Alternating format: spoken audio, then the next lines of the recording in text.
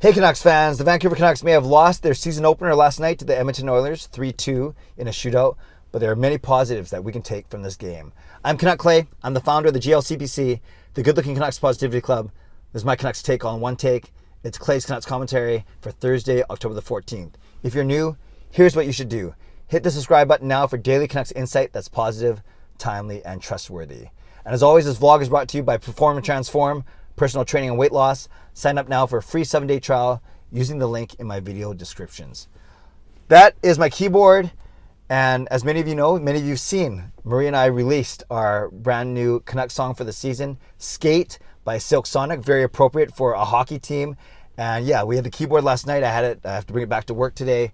But yeah, we were recording last night. So therefore, and thank you, by the way, for anyone who's already seen the song and commented, whether you've seen it on YouTube, on Facebook, on Instagram, on Twitter, on all 4 social media platforms. Thank you for the support already. Yeah, so we were recording last night. We were setting up, we were practicing. So I didn't get to watch the entire game, admittedly. I was at church for the first 2 periods, got home for the 3rd period, wolfed down a quick dinner. Marie met me and we started talking, practicing, and so on and so forth. But I saw enough and I've read enough, I've seen highlights, so I know that the Canucks actually played a very good game. You know that the Oilers were going to come out firing, home opener, just like the Canucks will in 2 weeks. So the Oilers wanted to put on a good show for their fans, and they did. They got the win. But I'd say that the Canucks were the stronger team in some aspects of the game. They dominated certain aspects of the game. So it's not just a moral victory, we got a point. No, you want to be 500 on the road, and you want to have a winning record at home, and that's how you get in the playoffs. So the Canucks get a point yesterday, so I'd say a decent start to the season. Let's talk about the game. The biggest thing to me is the resiliency that the Canucks showed, the courage they showed, the strength in coming back from a 2-goal deficit in the 3rd period. You'd rarely see comebacks like that last season. I know I keep harping on last season, but it was a dog's breakfast of a season.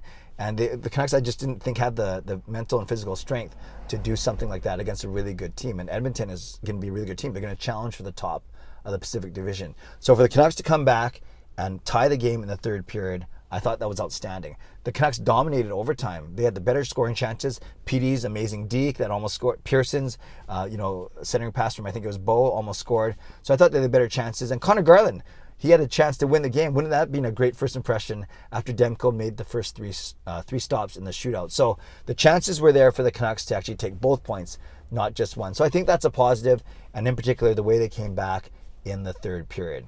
I like the fact that, speaking of Garland, I liked what Garland, Ekman-Larsson, and Pullman all did in their Canuck debuts for a regular season.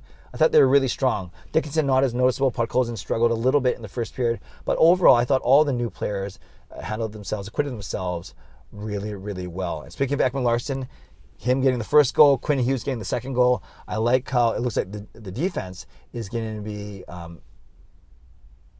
activated, so to speak, or used a lot more in the offense, or at least that's the way it flowed in the 3rd period. So I think Ekman-Larsson is going to be really good for the team. I know that he's going to be very good for the team. I think Hughes is going to find his game, as he did last night, matching up against McDavid for a lot of the night, getting a lot of ice time. He was at 27 minutes of ice time.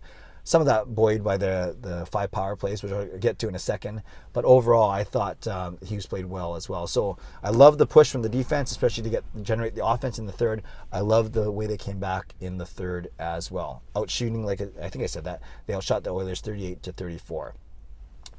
Hoglander with 2 assists, so he had a good game. Very noticeable all night as well. So I think there are a lot of positives that we can take from the game.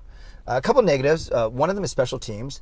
Sure, we scored 1 power play goal out of 5, but if you score 1 more of those goals, then you win the game. So I think the power play's got to be a little bit better. Penalty kill, they went 1 for 2. Now you're not going to expect to shut out a team with McDavid and Draisaitl and Hyman and Nugent Hopkins. You're not going to expect to shut them out. I think the Canucks, it's a good thing that they had discipline, and they were only shorthanded twice, because you take 4 or 5 penalties against the Oilers, they're bound to pop in 1 or 2 power play goals. So that could be a difference maker the other way.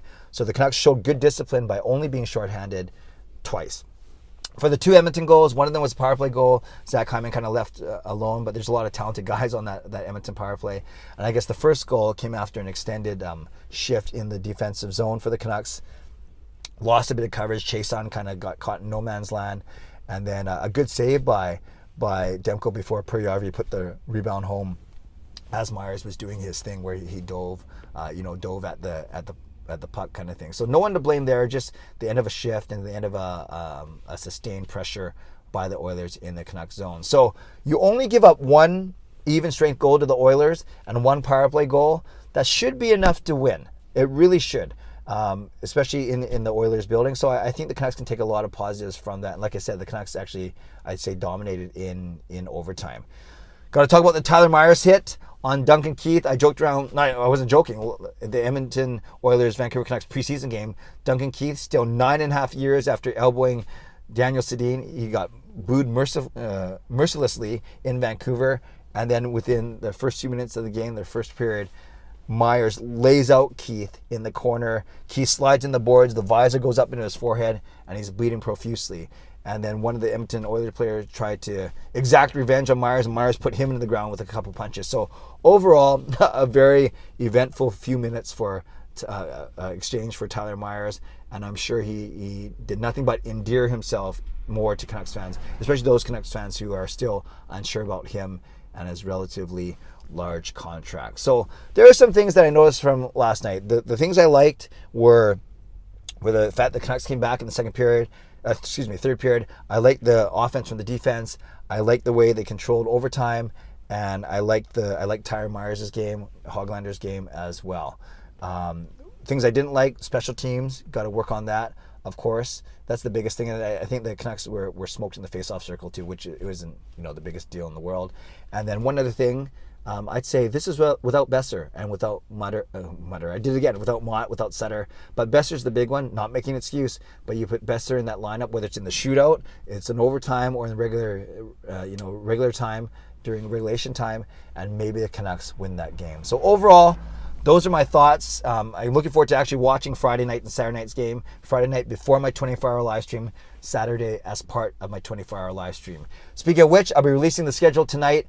And then tomorrow night, starting at 7 o'clock after the game, make sure you join me for some, all, or a bit of my 24-hour live stream. Rick Dollywall, James Duthie, Dan Murphy, Hannah Bernard, Marie Huey, Chris Faber, and others who I'll be naming today, including prediction videos, previews of all 4 divisions with the 4 guests that I had last year. They're all coming on again this year, so I'm excited about that as well. So many good things, namely the Canucks getting a point, entertaining season opener, and Marie and I doing our music, doing what we love doing best, and that's creating Canucks content for all of you. So Canucks fans, in the comments below, now that you had a night to sleep on it, let me know your thoughts on last night's game. Tell me what you like, tell me what you didn't like, and tell me one other thing. Shout out to my hero members, nucksfan number 29, Just Incredible, Lucas Gates, and Andrew Chang, who was at the game last night, and to Hall of Fame members, Jens95, Sim Alexander, Chris Seifert, Adam Broomfield, and Shannon Hollingworth. Thanks for your support as always, and thanks to the support of all members of all levels.